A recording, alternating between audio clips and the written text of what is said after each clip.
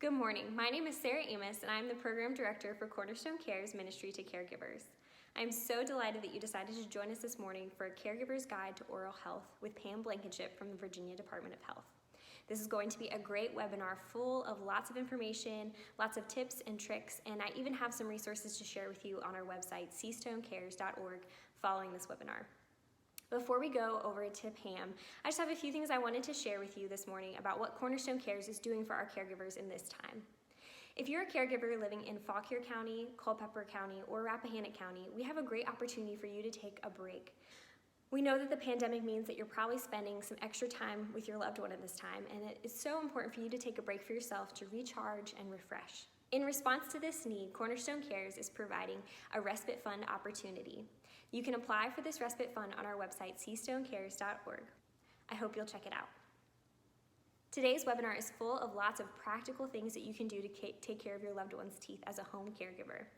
On June 6th, we're going to expand on this topic with our Caregiver Cafe series with a presentation called The Home Caregiver, A Practical Guide. I am so excited to share this with you. We have a physical therapist who's come and shown us some great techniques about how to position in the bed, how to transfer to a wheelchair, how to make your loved one comfortable in the home. We have another great expert from our community who's going to be talking about self-care, and also someone to come and just talk about the different services that are available to you as a home caregiver. This is something you definitely do not want to miss, so please head over to our website, cstonecares.org, and be sure to register today for the June 6th Caregiver Cafe. With all of the webinars and information that's coming at us these days, realize that you can't always sit down for a full hour or full half hour and watch all the webinars at the time that they premiere. So we've made all of our webinars free and accessible on our website. I hope you'll give it a look. Again, thank you so much for being here this morning, and I'm so excited to introduce you to Pam and just help you to glean more about your loved one's oral health and tips and tricks that you can take with you as a caregiver to care for their teeth.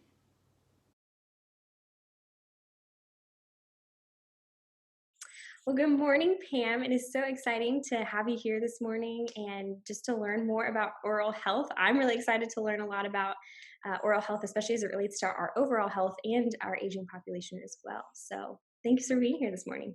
Well, thank you so much for having me, even though it's virtually in this whole new wave that we're in. I'm excited to be able to give this information to folks. Absolutely. Yeah. Could you go ahead and just give us a little bit of a background on yourself and tell us a little bit more about where you're coming from and who you are? Sure. I'm Pam Blankenship, as she said, and I work for the Virginia Department of Health. I'm with the central office in Richmond in the dental health program. And technically, I'm the adult oral health coordinator for the state of Virginia, so I travel all over and reach folks everywhere that are adults, particularly older adults, and then caregivers and people that work with them, medical professionals, and just give them tips and tricks and ideas to help with taking care of your health and your overall health as well as your dental health. Wonderful. I'm curious, how did you get into the field of dental and oral health? That's a good question. I'm a dental hygienist, technically, and I've been in clinical care for a long time and then sort of transitioned into public health and more education. And I grew up in a dental family. My dad was an oral surgeon, and so that's how I think just fell into dentistry. That's very exciting. I appreciate that a lot. Well, I know that this is a topic that a lot of caregivers really struggle with, just knowing how to navigate that, especially maybe if their loved one has dementia or just some things that make it kind of hard to provide this type of personal care for them. So I'm really excited just to learn a lot today and to be able to offer people some tips and tricks. So if you're ready, we're going to go ahead and get started with your presentation. Sounds great. Okay, so I always start my presentations with a picture of my grandmother. She inspires me for sure. She passed away probably 4 years ago, but she was spunky and stubborn, and I hope I get an ounce of her energy. And she was fortunate enough to have most of her teeth, but she worked her whole life at keeping them and maintaining them. So she sort of inspires me, and I like to kick my presentations off with her picture. So today we're going to go over, look at good oral health and why it's important to your overall health. And helpful ideas that hopefully you can use for yourselves and personally with your families, but also use towards your loved ones that you're caring for and the people that you take care of. So you're not healthy without good oral health. This was a quote from our former Surgeon General, C. Everett Koop. And research has really shown that oral health is linked to your overall health. And so if you have dental problems, oftentimes they can affect your medical problems as well. Improving your oral health can certainly improve your overall health. And for years, the dentists and the doctors, they sort of worked separately, and it was like the mouth wasn't connected to the rest of the body.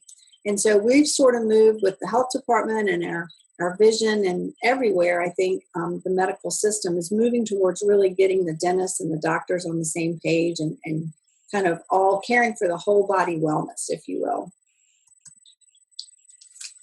So there's many, as we get older, we're all living longer and longer, and we're keeping our teeth longer and longer, and that also gives us a chance to have, more chronic diseases such as hypertension and arthritis, diabetes, dementia.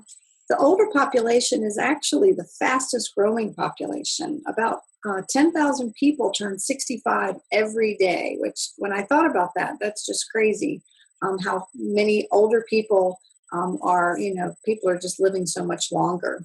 And all these chronic diseases that we can have add to the challenge of aging. Now, this diagram shows some of the problems that can be related to poor oral health: diabetes, hypertension, heart disease, cancer, breathing problems, lung problems. All of these are chronic diseases that are directly linked to the condition of our mouths. Now, let's use the example of diabetes, because to me that's an easy one to understand how it's linked to your overall health. Diabetes doesn't necessarily cause dental problems, and dental problems don't necessarily cause diabetes, but it's a two-way street. The two definitely kind of go back and forth. Your body has to fight both problems, if you will, and so it has to work harder. The dental problems are preventative and can often be maintained, and so if we take care of that, we're in turn taking care of our blood sugar and our diabetes. High blood sugar will lead to gum disease. Gum disease can lead to high blood sugar. If people have swollen gums or their mouth is bleeding, those kind of things, that slows your healing. You can just really fight against your diabetes and your blood sugar control. So besides the link that we've talked about between oral health and overall health, why is oral health important for older adults? Why does it matter? And so, we think about pain and discomfort, and a lot of the pain and discomfort that people have from their mouths is unnecessary. It can be pretty easily treated and prevented. Maintaining your natural teeth over your lifetime, it improves your nutrition, your lifestyle, just your overall quality of life. And good daily care and maintenance, it can prevent costly dental problems. For example, getting a cleaning or getting a filling, a checkup is a lot more affordable than it is to have a complex filling or an extraction and tooth replacements done. Probably, though, the most important reason that we think about this is the health risks of a dental infection, especially for someone who's older. Dental infections cause swelling of the mouth and the gums, and they can result in hospital care and even death. So it's an important topic, I think, that we cover and we get everyone taken care of. So we go over 5 common problems generally that we touch on with older adults: cavities, gum disease, oral cancer. Dry mouth is a big problem, and that's also called xerostomia. And then dentures that don't fit and that can't be worn. We hear that so much that people have dentures they've invested in, and they end up in a drawer because they just aren't comfortable, they can't tolerate them. So we put that on the list of problems for older adults. So a big problem for many of us as we get older is a dry mouth. And dry mouth can be very uncomfortable. You can have cracked, dry lips. It can be very sore. You can have a sore throat. It can even affect the way we talk and the way we eat. Saliva is very important to naturally clean and wash food off of our teeth. So when the saliva is reduced and the mouth is drier, there's an increased risk of cavities. Now, often older adults will need something to be more comfortable, something to drink throughout the day, to just make them more comfortable. Sometimes they have a cough and they have to have cough drops, or, going to bed at night can be hard. And so it's important to avoid sodas, avoid hard candy, sipping on water, and maybe using sugar-free cough drops or sugar-free mints. It's just a tip to really help relieve the discomfort, but also not have that added sugar that could be a risk for more cavities. So the next thing we will talk about or problem is oral cancer. It's a real concern for older adults. Early detection of oral cancer, like with all cancers, is the key to treatment success and good outcomes. Most oral cancer is detected through an exam at the dentist's office or the doctor's office, but also it can be detected through self-exams at home. As a caregiver, you can really play a critical and important role in this. Be aware of any new sores or discomfort that you might notice. If your loved one's voice is changing or having a hard time swallowing, something new that comes up and lingers for around 14 days, we usually say that's a time for you to see a doctor or a dentist. And again, if you don't have a dentist, a medical doctor is more than capable of looking and maybe guiding the patient in the right direction to prevent that oral cancer from progressing. So now let's move into some ideas, things that you all can actually do to help your loved one that you're caring for. As you know, with all the caregiving that you do, there's different levels of caregiving, and we like to touch about that, especially with oral care.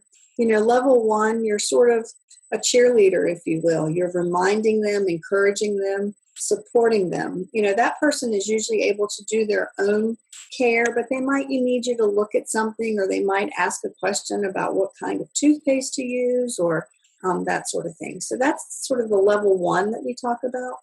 Level 2 is you assist when they ask or when it's needed. We always want people to be as independent as possible for as long as possible. And so sometimes they just need a little extra help here and there. They may have, one area they can't get to or something. So that would be level 2, just when you're kind of helping when they ask. And the level 3 is when you're providing all the daily care for the patient, or you're also might be just checking behind them. Sometimes people still want to be able to clean their own teeth, but they perhaps just can't do it. It's not going to be effective, but you would let them do all that they can. But just know that at this level, you would be checking behind them to make sure, and then maybe providing some of that mouth care. And then the 4th level is for palliative care or end-of-life care support, which is very important. And at this level, the caregiver is providing all the mouth care for the patient. So just like all the other things you do with caregiving, the success is, being flexible, and the patient preferences, kind of what works for them. And there's no one right way to get the job done. What time of day do they like to have their teeth brushed? Maybe. Do they like to be watching TV? Do they like to do all their mouth care at bath time?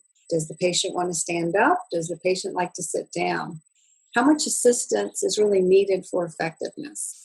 These are all things to kind of think about and consider, and to work with your loved one to help them have the best oral health.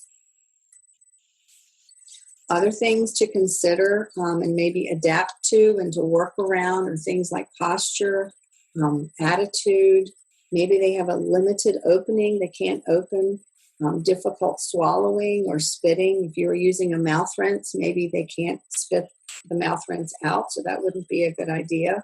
So there's lots of different things just to work around and kind of get a system that works for you and your loved one. So you're going to choose the necessary oral health products that seem to work given your individual situation. It's important with the toothpaste or the mouth rinse that the taste is pleasing. If the patient or your loved one likes the taste and the feel of whatever product you're using, then the result is definitely going to be more successful. So toothbrushing, that's sort of the basic of what we do for caring for somebody else's teeth. You want to use a damp, soft bristled toothbrush. Everyone likes those hard brushes, but I don't even think you can buy them anymore. A soft bristled brush actually gets the job done. It's the mechanical brushing that we do that removes the plaque from the teeth. There's nothing magic in a toothpaste or a mouth rinse that replaces that. So brushing with just a little tiny bit of toothpaste is all that's needed. You want to make sure that you're brushing where the teeth and the gums meet, as well as all the tooth surfaces, and then brushing the tongue. Bacteria can hang out and live on those taste buds, and you can clean the teeth, and then the bacteria can move over to the teeth from the tongue. So you have to make sure you're cleaning the tongue as well. It's important when you're brushing somebody else's teeth that you think about doing the same pattern each time, and you're not hopping around and start on the upper right every time or the lower left, whatever seems to work for you. But if you do a pattern every time, you don't miss areas as likely. And then replacing the toothbrush when it's worn. Generally, when a toothbrush starts to get the bristles flatten out a bit, kind of like a brush we would use in the kitchen, if it starts to flatten out, it's just not working as well. There are many things you can do to modify a toothbrush to help yourself as a caregiver or to help your loved one if they're doing their own teeth. Using a tennis ball, like in the middle picture there, it gives a little bit bigger area to hold on to if someone can't hold something small. To the right, there's a picture of a bicycle grip. You can just get a bicycle grip at Walmart or wherever and put a toothbrush in it, and that makes it easier to grip. Using an electric toothbrush can be helpful when you're brushing someone else's teeth, and sometimes those handles are a little bigger, so that's easier to hold. And then the picture to my far left is a double-sided toothbrush, and I like for caregivers to know that that's available at health supply stores. It's a brush that has bristles going on both sides, so it kind of, when you're brushing somebody else's teeth, it kind of gets more surface back there, and it seems to be a little bit more effective. So cleaning between the teeth is also very important because a toothbrush doesn't get the surfaces where the teeth come together and meet. And so flossing, however, can be really tricky as we get older. Holding that tiny string is hard. Flossing somebody else's teeth can be pretty uncomfortable and intimidating. And so I like to tell people, while we do need to clean between our teeth, sometimes flossing may not be the ideal for your situation. The brushes that are pictured are designed to be used between the teeth. And they're like the small bottle brushes. They come in all different sizes, and you or the patient can just run them back and forth between their teeth. And they really seem to be helpful. People really like those. So I like to let people know that there are ways to clean between your teeth other than the traditional flossing. So if the patient doesn't have any teeth, or if your loved one is wearing dentures, you still need to do some mouth care for them. Dentures can collect a lot of bacteria. The gums in your mouth, your tongue, as we said earlier, can collect bacteria. And so it's important to keep things clean. The bacteria in your mouth can travel to your lungs, and it can really play a role in breathing problems such as pneumonia. They've actually done some tests where they've looked at the type of bacteria in your mouth and found it was the same type of bacteria in the pneumonia patients that they had in their lungs. So there's a real link between the two. If you don't have any teeth, you need to still brush your gums, as we said, with a soft brush or maybe a washcloth, cleaning that area off. If you have dentures, they need to be brushed daily. Using a toothbrush, or they have special denture brushes, is fine. Regular toothpaste or just a mild dish soap is okay as well. You want to always avoid any harsh chemicals. I have had people ask me about using bleach on their dentures because they feel like it would be super clean and make them white, but that can be very damaging to the plastic and the acrylic, and so we don't advise that. If there's a denture cup, that needs to be cleaned out regularly because all kinds of things can grow in there. And dentures need to be soaked overnight. They need to be kept moist, so it can be in just water, or a special denture cleanser that you can buy. Maybe water with a little mouthwash is a good idea, but just something to keep them moist. It is very important to take the dentures out regularly, ideally overnight, but oftentimes your loved one may not be comfortable with that, or they just can't sleep without them in. So a period of time during the day, I kind of compare it to taking off your shoes at night when you go to bed. You have to let your feet rest, or your gums need to rest and they need to breathe. And so it's important that you take the time to take them out as well. So as a caregiver, your overall goals are encouraging daily mouth care, being alert to signs of dental problems, keeping the mouth moist because dry mouth is such a problem for older adults, and then encouraging regular dental visits at least once a year. We always say twice a year, every 6 months.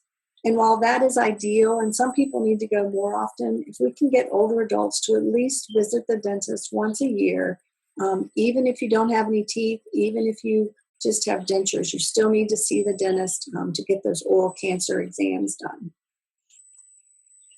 So we want you to remember that oral health is essential to overall health. Be flexible and be consistent, and know that what you do really makes a difference. It matters, to the way they feel. It matters to quality of life, and then it just keeps people healthy. So I always welcome lots of questions. I know this is an unusual sort of setup, but I've included my email there. Please feel free, you can ask me questions, or I can maybe supply some more information. And feel free to contact me anytime. Thank you. Thank you, Pam, so much for that great presentation. You had so much information, just all the way from, if your loved one doesn't really need help, but maybe just some supervision, all the way up to, full, really involved care. And I really appreciate what you talked about, just being flexible and also just setting a good routine for dental care, because it's something that could easily be forgotten when it's not, such a big problem all the time. So thank you for that. It was great. You're very welcome. It was great to be able to do it. Yeah. So we have I have a few questions, because I think sometimes it's just good to hear some extra questions. First of all, if a caregiver has a loved one who maybe avoids certain foods, should they be concerned about that? Like maybe their teeth are too sensitive, or they're just concerned that they're avoiding certain things? That is a valid concern, yes. Oftentimes eating, especially with the nonverbal population, or folks that are elderly, that can be one of the times you can really pick up that they have something going on that they're not going to necessarily tell you about. So avoiding hot or cold, maybe even sweet, or maybe eating on another side than they're used to, or avoiding one side would be a reason to call their dentist or their medical doctor and have somebody take a look. That's great. Absolutely. How about, is there a best toothpaste? There's a lot of brands out there to choose from. It can be a little overwhelming. It is very overwhelming. I go sometimes to the Walmart aisle and just look at it all, and I think, how do the patients decide? But really, it's what you like the best. There isn't one that's better. They all have their own things they claim to, but if you don't like the taste of it, you're not going to use it as well. And the same for your loved one. We do like for people to use a fluoride toothpaste if they can tolerate that.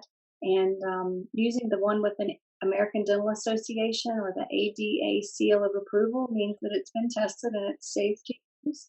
And so that's really the guidelines we go by, and it's what you like the best. And if a patient or a caregiver finds that their loved one can't tolerate any toothpaste, that's fine. Just use some water or maybe a little mouthwash if that tastes better to them, because it's that mechanical brushing that's getting the plaque off. There's nothing special in the toothpaste that makes it go away.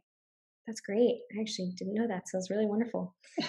How about electric toothbrushes are great, but often they can be kind of expensive, maybe outside the budget. Are they worth having? Well, again, it comes down to if you like it.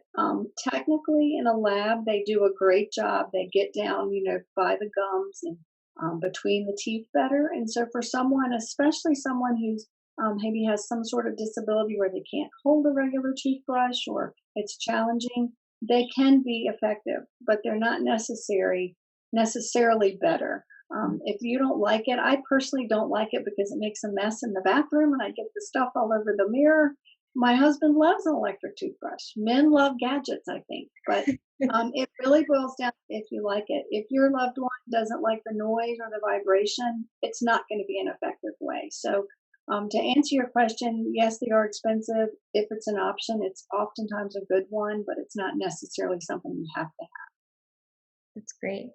The multi-sided toothbrush that you mentioned earlier, are those, I don't think I've ever seen one in an aisle, but maybe I just haven't been looking. Are they pretty They're available? not pretty easy and available to find. It's more with like home health agencies. I know we have them, and had I been there with you in person, I'd bring one for everybody. So, we do have them at the health department, and they're really, I think, designed for people that have different disabilities that maybe needed a little extra help.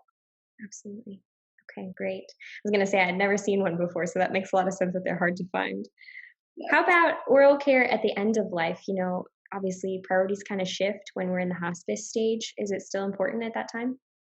It's very important. And if you have hospice caregivers coming in for your loved ones, this would definitely be oral health that they could provide. But it's still important. You of course want to make the patient comfortable. And so, not doing their oral care is just not going to make them comfortable. And I always think about what I would want for myself. You may not be brushing like crazy. It may be just using a softer sponge type little swab, maybe with a little mouthwash on it, but anything that we can do to, keep them comfortable. So it's important to me that people don't forget about oral care during the end of life phase. Mhm.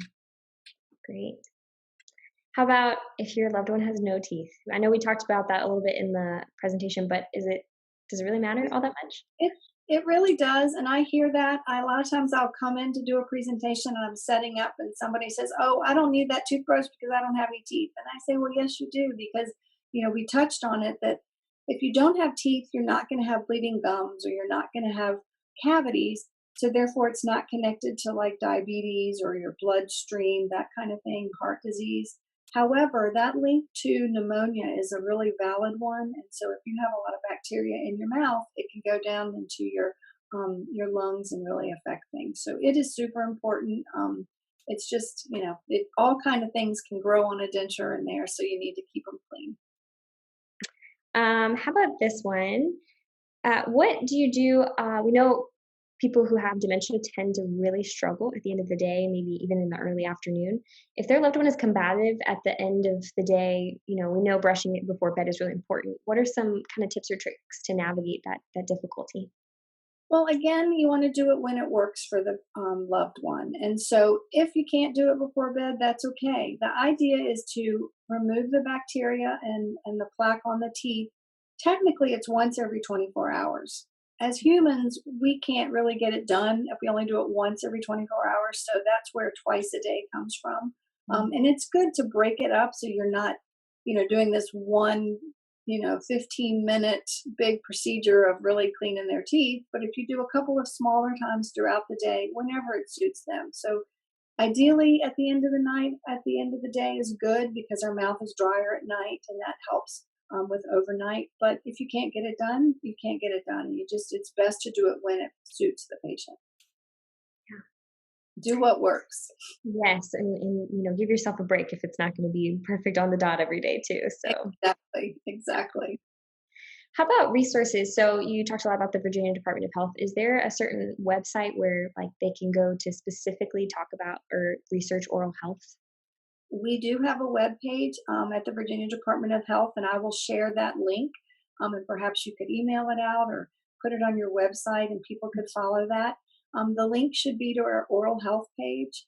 As an aside, the Virginia Department of Health, our Office of Family Health Services, has resources for all ages and all health subjects. So you may take a look at that as well. But our oral health link will have different things that people can print out. And again, it's for all ages. I believe to the left, if you go under programs, that drop down box, that will take you to the different ages. There you can go to the older adults, and there's all kinds of things that apply that people are welcome to print out and distribute and use however they would like.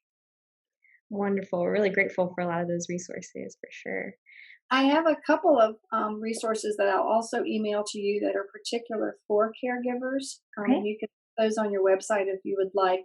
they talk about, reviewing what we've talked about. But it's a nice printed piece that people could print out if they wanted for the resource, or share with folks that weren't able to join in, so they can, see some tips and tricks on dry mouth and how to brush and all those things for the older folks. That's really great.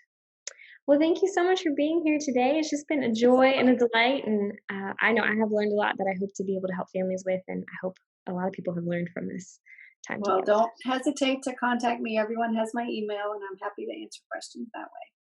All right. Thank you. Thank you. A huge thank you to Pam Blankenship for being with us this morning. She is so knowledgeable and definitely understands what it looks like to take care of a loved one's teeth, even if they have Alzheimer's or dementia or some other limitations. So thank you so much, Pam. We were just delighted in having you this morning. Before we go, I just want to remind you of our great Respite Fund opportunity. You can find out more about that in our upcoming Caregiver Cafe on June 6th on our website, cstonecares.org. As a ministry, Cornerstone Cares is here for you, the family caregivers in our community. We know that this time has been so difficult with the coronavirus and quarantine and just so many things going on, and we see all the hard work that you're putting in to love your loved one with compassion and care for them with much, much patience. Thank you for all that you do, and we just want to extend the invitation that we are here for you to be a partner in your caregiving journey. We provide a listening ear, connection to resources that you might need, education, or even just practical support where we can help as well. So please feel free to connect with us. You can email us at caregiving@cornerstoneva.org, or you can visit our website, cstonecares.org. I hope to connect with you soon, and again, thank you so much for joining us this morning.